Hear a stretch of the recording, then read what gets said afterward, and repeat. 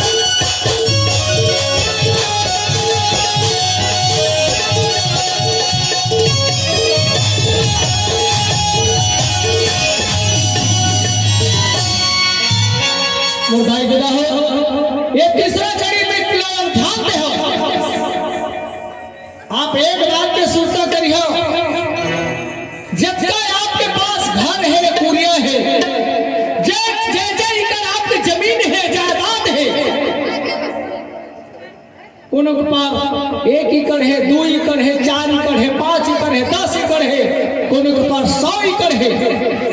जेकर पास पर्ची है वो पर्ची के मालिकाना हक कौन दिलाइस? कौन दिलाइस से बताओ? सब वक्ता एक लिखता के अधिकार दिलाने वाला जो हमारे पास पर्ची है। द्वारिका बर्मन के पास 1 एकड़ के पर्ची है, सुखचंद सतनामी के पास 10 एकड़ के पर्ची है, भाई साहब कुमार के पास, भावकर भास्कर के पास 35 एकड़ के पर्ची है। वो पर्ची के अधिकार देने वाला कौन? सूरवीर महान प्रतापी राजा गुरु बालक दास जी के देने मुर्दाई ददा हो। बोला सूरवीर महान प्रतापी राजा गुरु बालक दास साहेब की। ओकर से पहली जतका बोवत रहे खात रहे बस, लेकिन हमार मालिकाना हक देने वाला, एक कागजी अधिकार देने वाला, सबले पहले हमें अधिकार देने वाला सूरवीर महान प्रतापी राजा गुरु बालक दास जी के देने मुर्दाई ददा हो। आज ये कागजी रूप में हमारा अधिकार। छत्तीसगढ़ के पहले राजा, छत्तीसगढ़ के प्रथम मुखिया